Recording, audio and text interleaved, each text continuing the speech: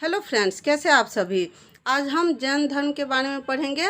अभी तक हमने वैदिक काल को कवर किया है। वैदिक काल में हमने पढ़ा था कि किस तरह से वैदिक जीवन में जो है लोगों के जीवन में कर्म कांड जो है बढ़ने लगे थे और वह उन पे हावी होने लगे थे और कहीं ना कहीं लोग अन्य विकल्प के विषय में सोचने लगे थे। ऐसे ही समय में दो प्रमुख धर्म जैन धर्म और बौद्ध धर्म का अभ्युदय हुआ।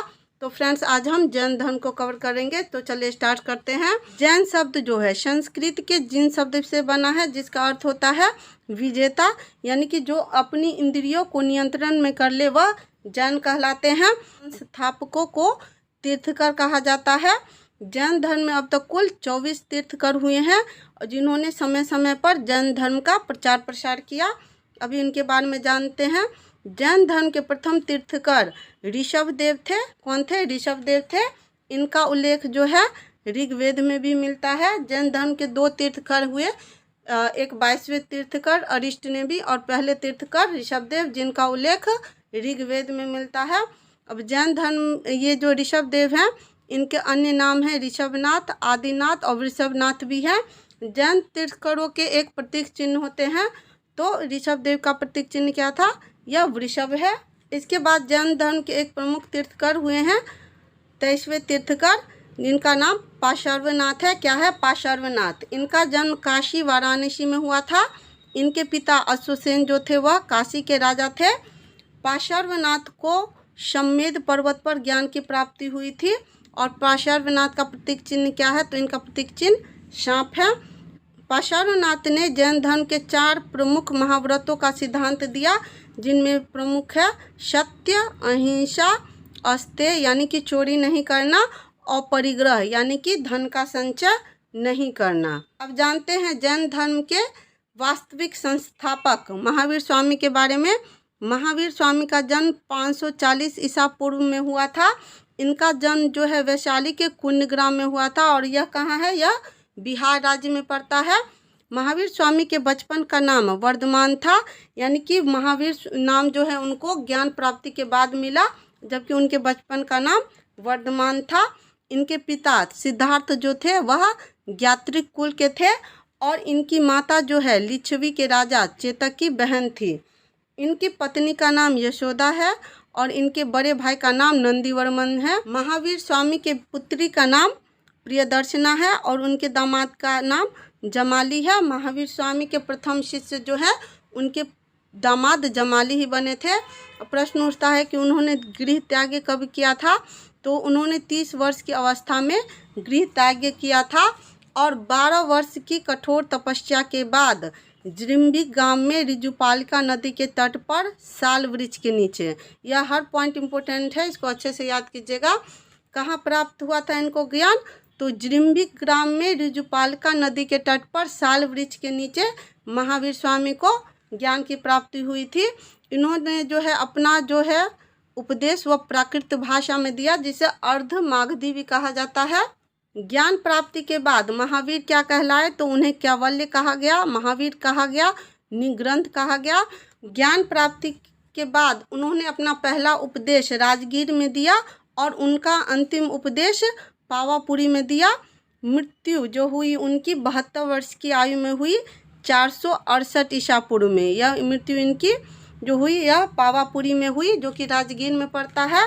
अब तक हमने देखा कि पार्श्वनाथ ने 4 महाव्रत का सिद्धांत दिया था। इसमें महावीर स्वामी ने एक 5वां महाव्रत जोड़ दिया, जो कि है ब्रह्मचर्य का सिद्धांत, यानी कि महावीर स्वामी ने 5वें महाव्रत का सिद्धांत दिया। अब जानते हैं जैन धर्म के प्रमुख सिद्धांत और शिक्षाओं के बारे में। तो महावीर स्वामी जो है पुनर्जन्म एवं कर्मवाद में विश्वास करते थे, यानी कि महावीर स्वामी मानते थे कि पुनर्जन्म होता है और व्यक्ति को कर्म के अनुसार जन्म से मुक्ति या पुनर्जन्म मिलता है। जैन धर्म का एक प्रमुख तत्व है त्रिरत्न, यानी कि त्रिरत्न जो है वह जैन धर्म से जुड़ा है। ये त्रिरत्न क्या है? पहला है सम्यक दर्शन, यानी कि सत्य में विश्वास करिए। सम्यक ज्ञान, यानी किसी भी चीज़ का वास्तविक ज्ञान होना चाहिए। सम्यक आचरण, यानी कि सुख दुख में समान भाव होना चाहिए। व्यक्ति का आचरण अच्छा होना चाहिए। जैन धर्म में 5 महाव्रत हैं, जो कि है सत्य, अहिंसा, अस्तेय अपरिग्रह एवं ब्रह्मचर्य, और इसमें महावीर स्वामी ने सर्वाधिक जोर अहिंसा पर दिया है। वर्ण व्यवस्था में विश्वास करती है। जैन धर्म में आत्मा की मान्यता है, यानी कि पुनर्जन्म को भी माना गया है, आत्मा को भी माना गया है। जैन धर्म के सप्तभंगी ज्ञान के अन्य नाम स्यादवाद एवं अनेकांतवाद है। यानी कि पूछा जा सकता है कि स्यादवाद और अनेकांतवाद किससे जुड़ा है, तो यह जैन धर्म से जुड़ा है। जैन धर्म ने अपने आध्यात्मिक विचारों को सांख्य दर्शन से ग्रहण किया है। यानी जैन धर्म की कुछ बातें जो है वह सांख्य दर्शन से मिलती है, उससे कहीं ना कहीं कुछ बातें ली गई हुई है। जैन धर्म में संलेखना विधि का उल्लेख है, जिसका तात्पर्य है उपवास द्वारा शरीर का त्याग करना। हम जानते हैं कि चंद्रगुप्त मौर्य जो मौर्य वंश के संस्थापक थे, उन्होंने सतलेखना विधि द्वारा ही प्राण त्याग। अब जानते हैं जैन संगीतियों के बारे में। संगीतियाँ यानी कि सम्मेलन हुए जो किसी भी धर्म को बढ़ावा देने के लिए, उसके प्रचार प्रसार के लिए एक बैठक होती है, जिसे संगीति कहा जाता है। तो जैन धर्म में कुल 2 संगीतियाँ हुई। पहली जैन संगीति 300 ईसा पूर्व में हुई, यानी कि चंद्रगुप्त मौर्य के समय में हुई। इसके स्थल जो है वह पाटलिपुत्र में हुआ, और इसके अध्यक्ष कौन थे, तो स्थूलभद्र थे। कौन थे इसके अध्यक्ष? स्थूलभद्र थे। इस संगीति में जो है, प्रथम जैन संगीति में जैन धर्म के 12 अंगों का संकलन किया गया। क्या संकलन किया गया? जैन धर्म का एक साहित्य का हिस्सा है 12 अंग, इसका संकलन प्रथम संगीति में किया गया।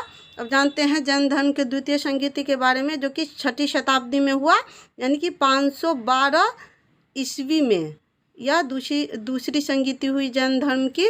और यह कहाँ हुआ था, तो वल्लभी नामक स्थान है गुजरात में, यहाँ दूसरी संगीति हुई थी। और इस संगीति के अध्यक्ष कौन थे, तो क्षमा श्रवण थे। कौन थे? क्षमा श्रवण जो थे वह द्वितीय जैन संगीति के अध्यक्ष थे। लेकिन कालांतर में क्या हुआ कि जैन धर्म दो भागों में बट गया। पहला भाग क्या था? दिगंबर था। इसके प्रमुख कौन थे? भद्रबाहु थे। कहा जाता है कि पाटलिपुत्र में 12 वर्षों का अकाल सूखा पड़ा, और उस समय जो है बहुत सारे जैन भिक्षु वह साउथ इंडिया चले गए, कर्नाटक चले गए, और जब वे लौटे तो जैन धर्म में कुछ परिवर्तन हो गया था। जो रह रहे थे पाटलिपुत्र में साधु, तो उन्होंने वस्त्र धारण करना स्टार्ट कर दिया था। तो पहला संप्रदाय है दिगंबर। इसके प्रमुख कौन हुए? भद्रबाहु थे।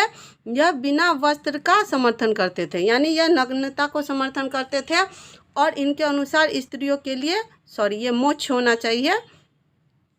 मोक्ष संभव नहीं है, क्योंकि ये नग्नता का समर्थन करते थे, जो कि स्त्रियों के लिए संभव नहीं है। तो वह मानते थे कि स्त्रियों के लिए मोक्ष संभव नहीं है। दूसरा संप्रदाय जो कि स्थलभारहु के नेतृत्व में रह गए, उन्हें श्वेतांबर कहा गया। और श्वेतांबर संप्रदाय जो के लोग जो हैं सफ़ेद वस्त्र धारण करते थे, और इन्होंने महावीर स्वामी और अन्य तीर्थकरों की पूजा आराधना करना प्रारंभ कर दिया, यानी कि उन्हें ईश्वर के रूप में पूजना आरंभ कर दिया, और ये श्वेत वस्त्र धारण करते थे।